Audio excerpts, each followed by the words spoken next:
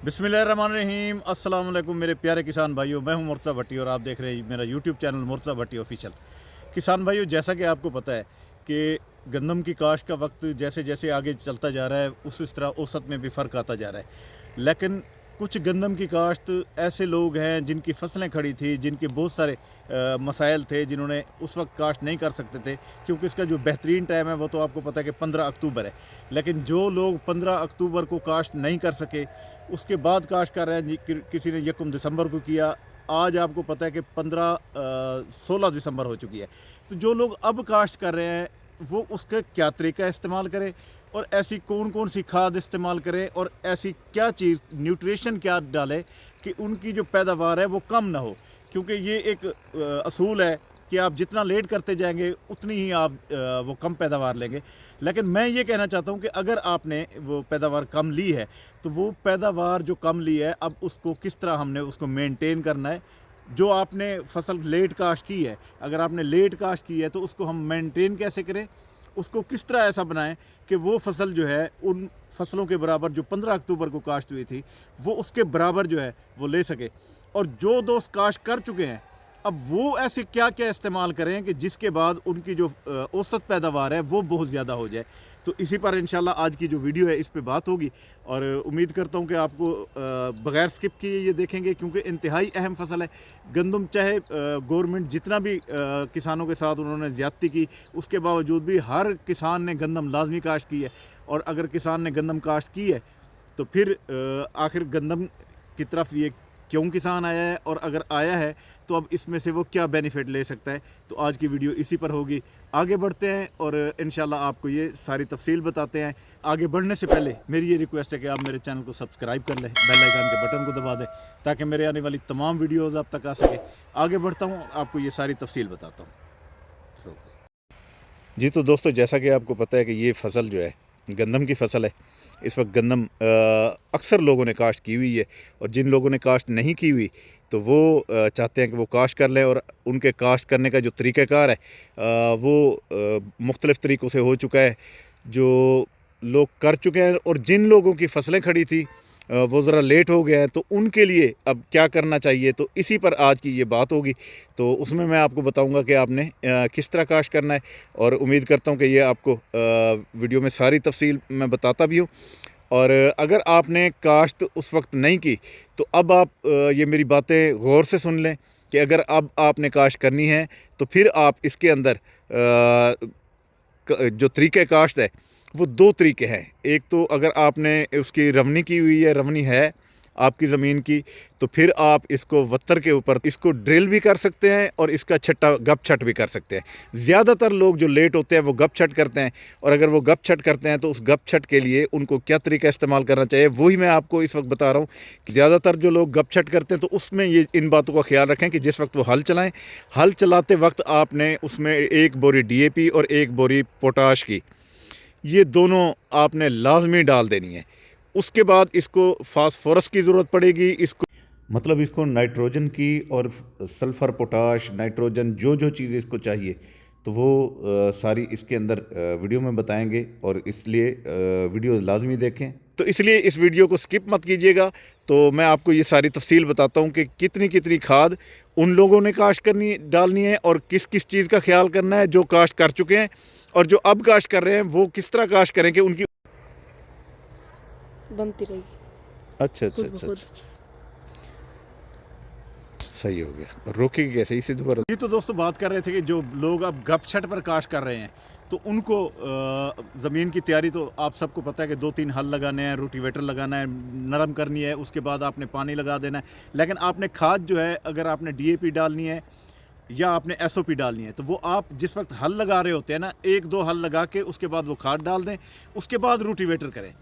तो उसके बाद जो है वो ज़मीन में वो बिल्कुल अच्छे तरीके से हल हो जाती है और जब वो हल हो जाती है तो फिर वो आपको उसका रिज़ल्ट बहुत अच्छा देगी। उसके बाद आप पानी लगा दें और पानी लगाने के बाद आपने उसके अंदर छटा कर देना पानी के अंदर ही। अब आपने इसके अंदर कितना आपने बीज डालना है इस बात का भी ख़ास ख्याल रखें कि आपने कम से कम जो बीज है वो तकरीबन कोई 60 से 65 किलोग्राम आपने फ़ी एकड़ बीज इस्तेमाल करना है, तो फिर आपकी औसत बहुत बेहतर आ जाएगी। फ़ौरन उस वक्त पानी लग जाता है। फिर दूसरा जो पानी होता है वो आपका कोई 20 से 22 दिन के बाद लगता है। उस वक्त जिस वक्त जो आपकी गंदम है वो 4 पत्ते निकाल चुकी होती है, 3 वो ऑलरेडी पहले निकाल चुकी, चौथा निकाल रही होती है। उस वक्त इसको अगले पानी की ज़रूरत होती है। तो इस वक्त जो खाद आप डाल रहे हैं एसओपी और डीएपी, तो ये उसके लिए बहुत ज़रूरी हैं। जो ज़्यादातर लोग जो लेट कर चुके हैं वो बहुत ज़रूरी है कि वो इसको डालें। और जो दोस्त उस वक्त बुवाई के वक्त नहीं डाल सके, वो काश्त कर चुके हैं 15 अक्टूबर को या 1 दिसंबर को या इसके दरमियान कहीं भी, अगर वो इसको काश्त कर चुके हैं तो फिर वो लोग जो है वो ऐसा करें कि अब वो डीएपी उसको फ्लड कर दें। अगर पोटाश नहीं डाली तो वो भी उसको वो डाल दे। पोटाश इस वक्त जो है वो बहुत ज़रूरी है, बुवाई के वक्त भी बहुत ज़रूरी होती है, इस वक्त भी बहुत ज़रूरी है। जी तो दोस्तों, जैसा मैं बता रहा था कि ये तो वो दोस्त उनके लिए मैंने बताया है कि वो खाद प्लान क्या दें और उसको ज़मीन की तैयारी और गपचट किस तरह करनी है। ये उन लोगों के लिए था जिन लोगों ने लेट कर चुके हैं। अब वो लोग जो इसको काश्त कर चुके हैं वो भी ये मेरी बात नोट कर लें कि आपने पूरी इस फसल के दौरान यूरिया खाद का इस्तेमाल बहुत कम करना है। यानी अगर आप टोटल खादों को मिला लें, नाइट्रोफास भी मिला लें, आप डीएपी भी मिला लें, आप एसओपी मिला लें, फास्फोरस भी मिला लें, ये सारी चीज़ें, पोटाश और फास्फोरस, अगर सारी चीज़ें ये मिला भी लें तो उसमें इस सब के बाद जो इस जितना ये बने, मिसाल के तौर पर अगर आपकी ये एक एक बोरी करके भी मैं अगर आपको बताऊं कि एक एकड़ में एक एक बोरी भी आप ये डालें तो आपकी ये 4 बोरियां बनती है। तो फिर उसको जो यूरिया आपने डालनी है ना, वो आधी बोरी डालनी है इस तनासब से। अगर आपने 2-2 बोरियां डाली हुई हैं इसकी तो फिर आपकी 1 बोरी बनेगी यूरिया की। यूरिया खाद आपने कम से कम इस्तेमाल करनी है, क्योंकि आप जितनी यूरिया खाद बढ़ाएंगे आपकी औसत कम होती जाएगी। तो इस बात को भी जहन नशीन कर लीजिएगा। और उसके बाद आपने पानी का जो ख्याल रखना है वो पहला पानी, दूसरा पानी हो गया, फिर तीसरा पानी जो होता है, इन चीज़ों का भी ख्याल रखें कि हर पानी के साथ आपने कोई ना कोई न्यूट्रिशन इसको देते रहना है। मिसाल के तौर पर आपने पहले डीएपी और एसओपी दे दी थी तो आप नाइट्रोफास दे दें। उसके बाद आप दीगर जो चीज़ें फास्फोरस है वो दे दें। ज़्यादातर जो फास्फोरस का आपने सही वक्त जो इस्तेमाल का है वो उस वक्त होगा जब ये घोब की हालत में होगी। उस वक्त फास्फोरस की इस्तेमाल आपने ज़्यादा करना है, अभी आपने उतना इस्तेमाल नहीं करना। जी तो दोस्तों, अच्छी पैदावार लेने के लिए उम्मीद करता हूँ कि आपको ये जो मैंने प्लान बताया है तो इसके ऊपर आप अमल करेंगे। अगर आपको इसके साथ साथ कोई जड़ी बूटी नज़र आ रही है, कोई दुम्बी सिटी या कोई इस तरह की, अगर अभी वो आपको ज़हर नहीं हो रही है, अगर बाद में ज़हर होती है तो उसके लिए इंशाल्लाह अगली वीडियो बनाएंगे। उसके अंदर हम ये आपको बताएंगे कि आप इसके अंदर कौन सी स्प्रे करें। ये खादों का जो प्लान है ये इसमें आप लाजमी इसको फॉलो करें, ताकि अगर ये मिसाल के तौर पर ये पत्ते पीले करना शुरू कर देती है, जैसे हमारी इस गंदम में कहीं कहीं आपको नज़र आ रहे होंगे कि पत्ते थोड़े से हल्के से पीले हो रहे हैं, तो उस वक्त आप इसको बोरान जो है वो आप दे दें तो उससे ये पीले पत्ते जो है वो थोड़ा सब्ज़ हो जाएंगे। जी तो दोस्तों, आज की जो वीडियो थी वो इसी मुताल्लिक थी कि जिन दोस्तों ने अभी तक काश्त नहीं की थी वो अगर अब काश्त कर रहे हैं तो वो कौन सा खाद प्लान करें जिसकी वजह से आपकी जो औसत है उस पर ज़्यादा असर ना पड़े। आपकी औसत ये नहीं है कि 60-70 मन नहीं आएगी तो 40-50 मन आ जाए।